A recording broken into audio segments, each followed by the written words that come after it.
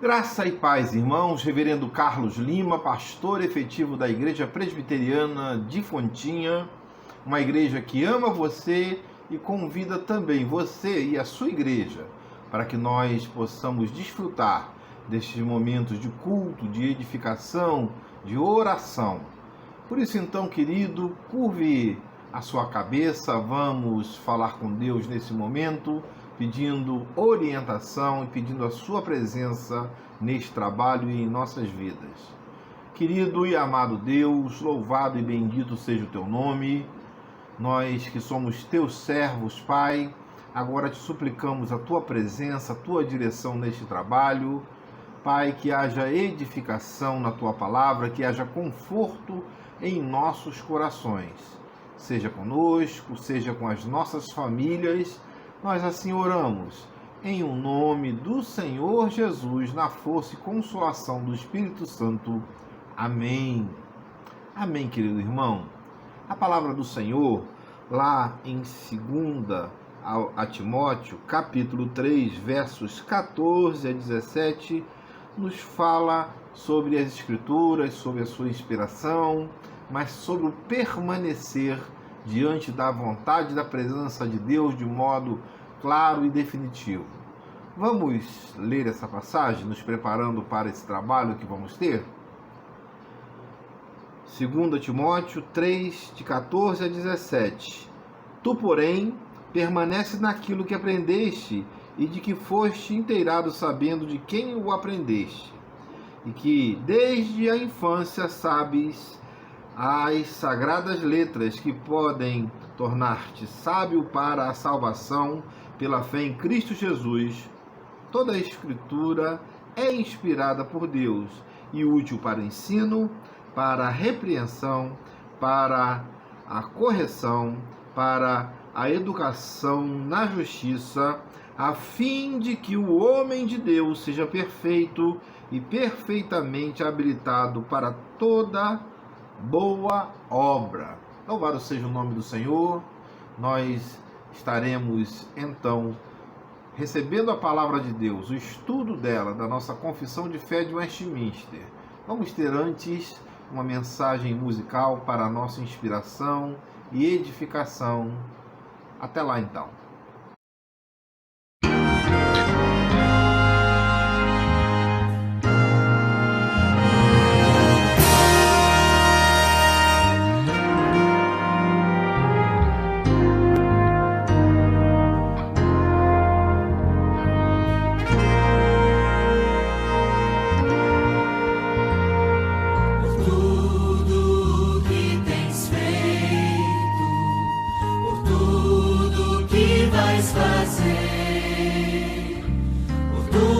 Promessas e tudo que és, eu quero te agradecer com todo o meu ser.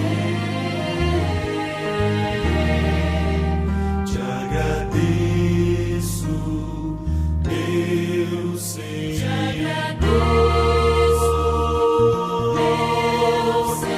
Te agradeço, meu Senhor. Te agradeço.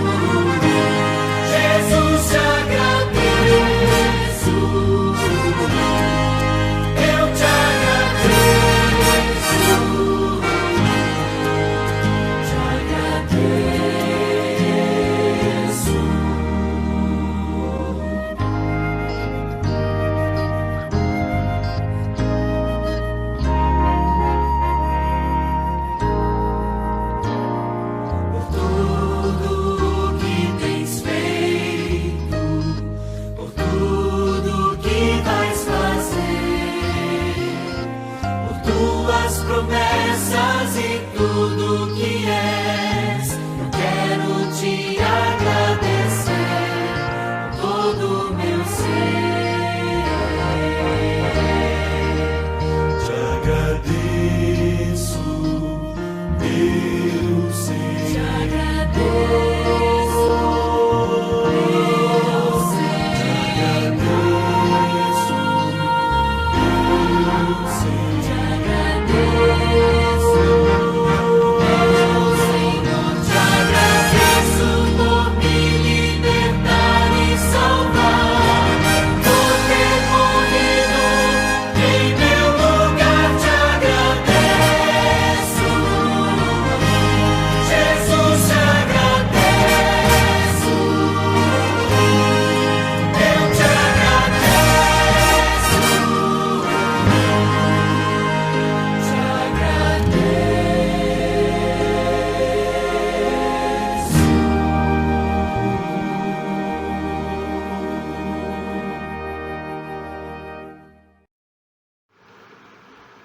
Estudo no Breve Catecismo, pergunta 87, o arrependimento.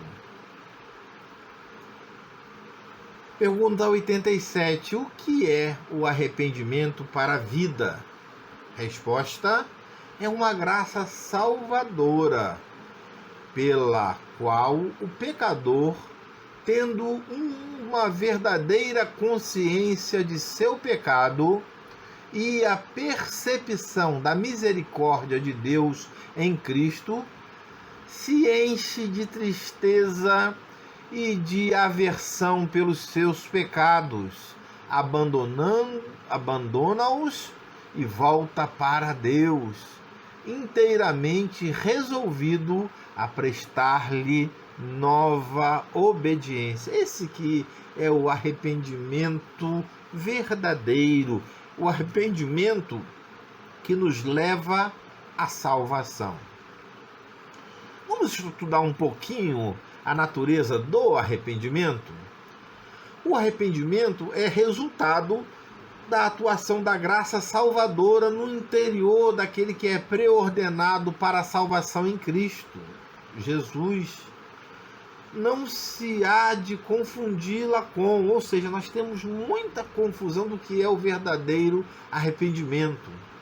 Remorso não é esse arrependimento para a salvação.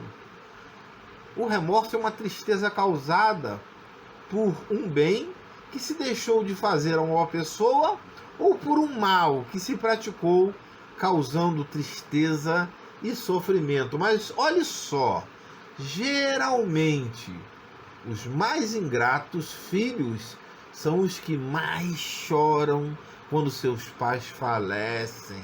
Então, remorso não é arrependimento.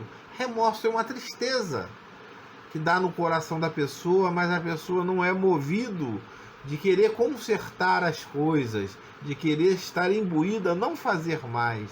Remorso é só uma tristeza daquilo que se deixou de praticar ou daquilo que nós causamos como tristeza e sofrimento.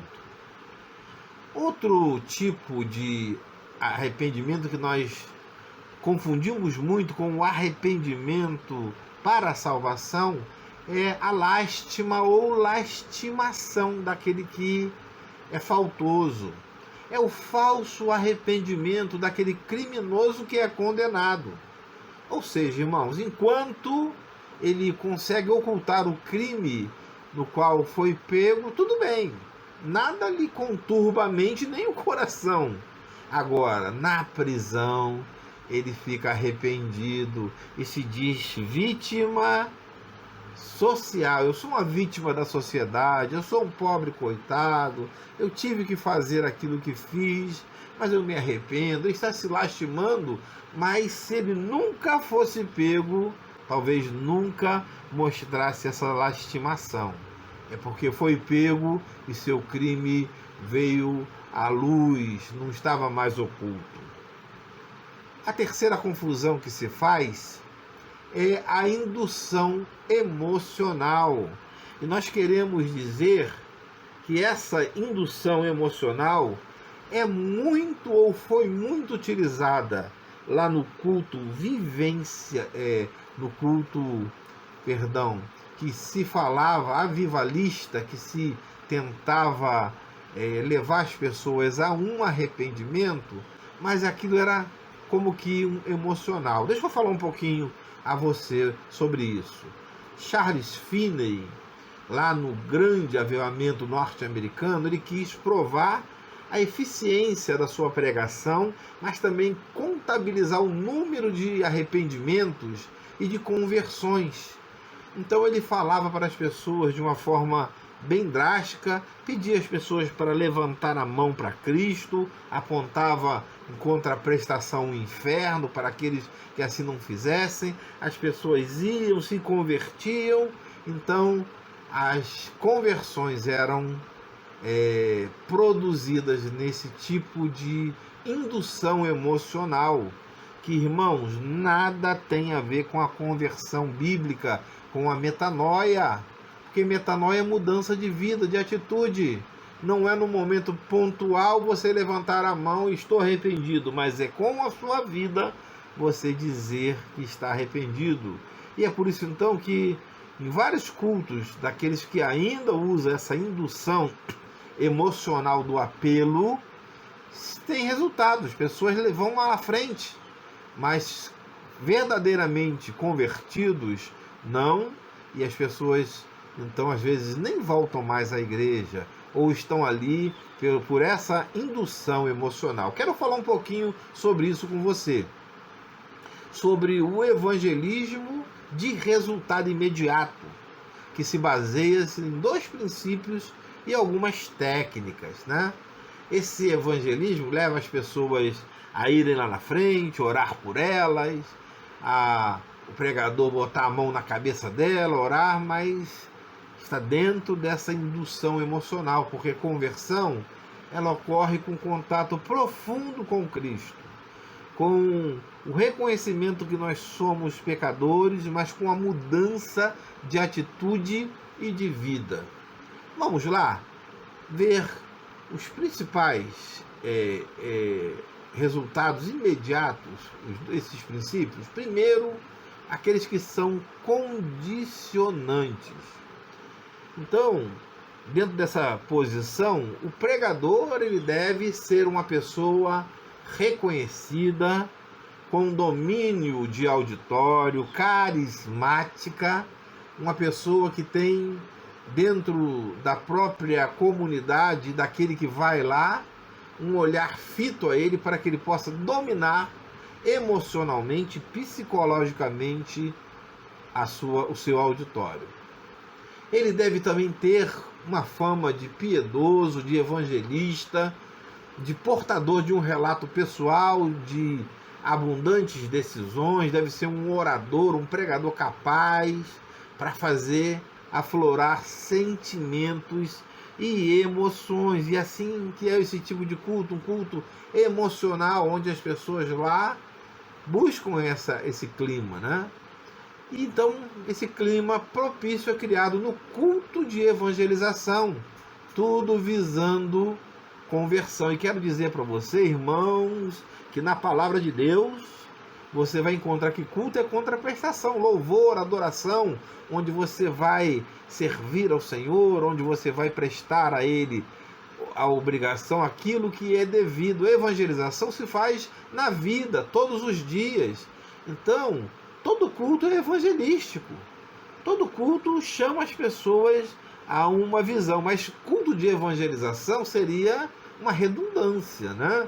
Então nós pregamos o evangelho, mas o que as pessoas falam que nesse culto se criam esses movimentos e esse perfil emocional para que pessoas, entre aspas, se convertam. Mas só que conversão não é o assinte da mão, não é ir lá na frente. Conversão é muito mais do que isso. Conversão é mudança, é vida, é atitude, é deixar o passado, é seguir a Cristo. Aquele que fala, olha, eu aceito Jesus, ele não tem salvação nenhuma garantida, nem de entrada na igreja, ele tem que permanecer na fé.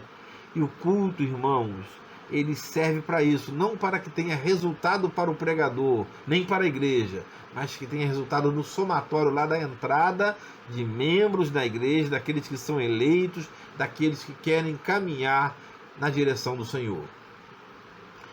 Vamos lá dizer também sobre o princípio do condicionamento.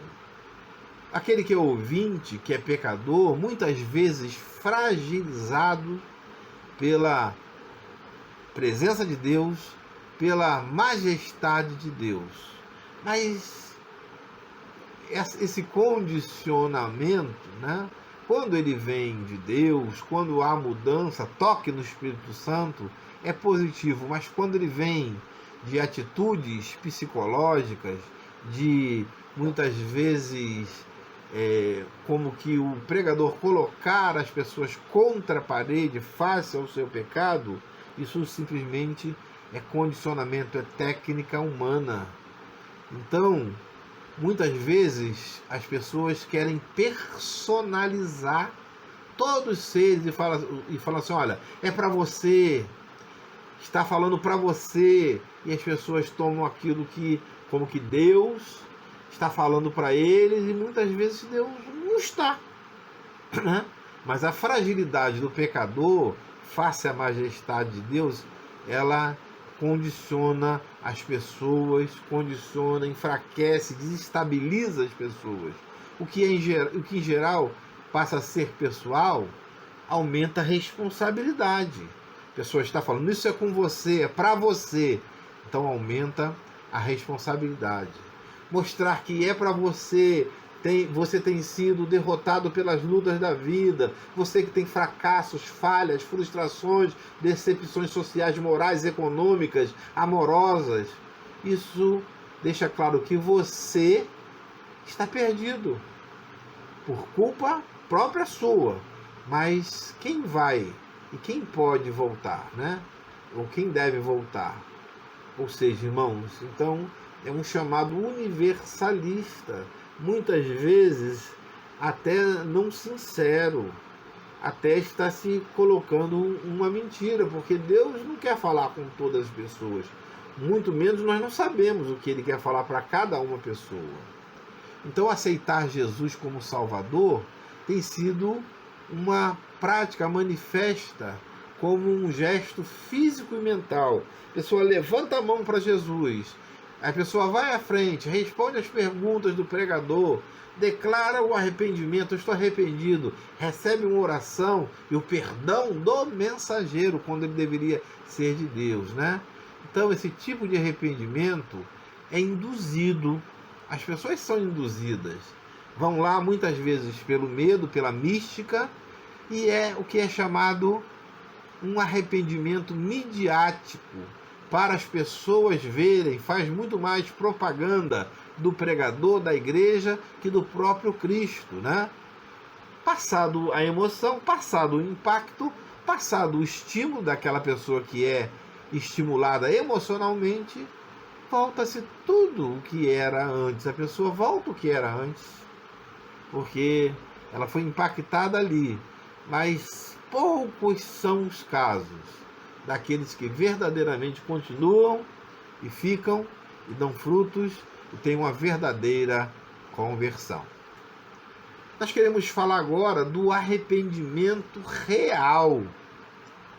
E esse arrependimento real, ele está na fronteira entre a velha criatura e a nova criatura, entre a morte eterna e a vida eterna, entre a perdição da nossa alma imortal e a salvação desta mesma alma, entre ser bastardo e ser verdadeiramente filho de Deus, entre a tristeza pelo pecado e a alegria do perdão. É aquela linha. Quando você ultrapassa essa linha, então você a ultrapassa porque tem esse verdadeiro arrependimento.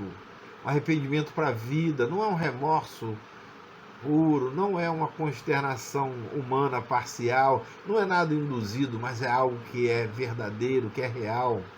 O arrependimento acontece no momento exato em que a graça de Deus opera no coração daquele que é eleito e tem mudança de vida, de natureza. Ele que era anteriormente escravo do mundo, do pecado, é agora tomado pela mão de Cristo e é transformado, vira para a presença do Senhor Jesus Cristo e torna-se uma nova criatura. Diante da misericórdia de Deus, há uma miserabilidade humana, uma inadimplência, ou seja, o homem não tem condições de pagar pelo seu pecado, e a perdição da alma do ser humano. O homem sente tristeza profunda, reconhece que é pecador, e aí isso é obra do Espírito Santo, e depois então arrepende-se, confessa e recebe o perdão e experimenta um gozo indizível que o torna filho de Deus e servo do Senhor Jesus Cristo. Amém. Irmãos, gostaria de fazer com você a seguinte avaliação. O que é aquele que nós chamamos, ou aquilo que nós chamamos de arrependimento midiático?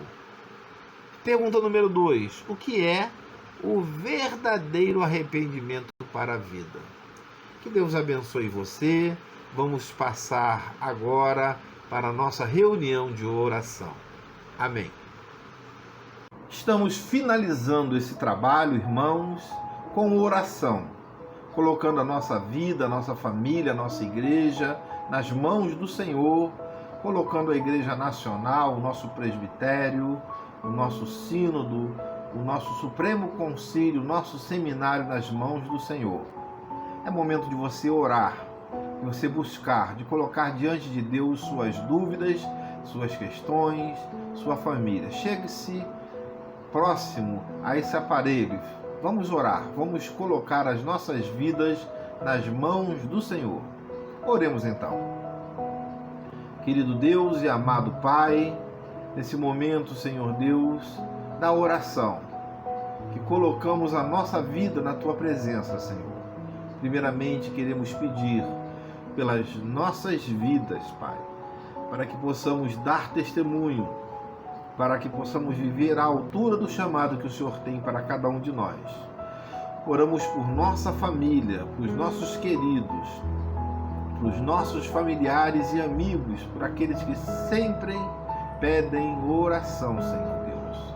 Levanta, Senhor Deus, o aflito, o cativo, o que está lutando com vícios, aquele que tem problema dentro do seu próprio lar.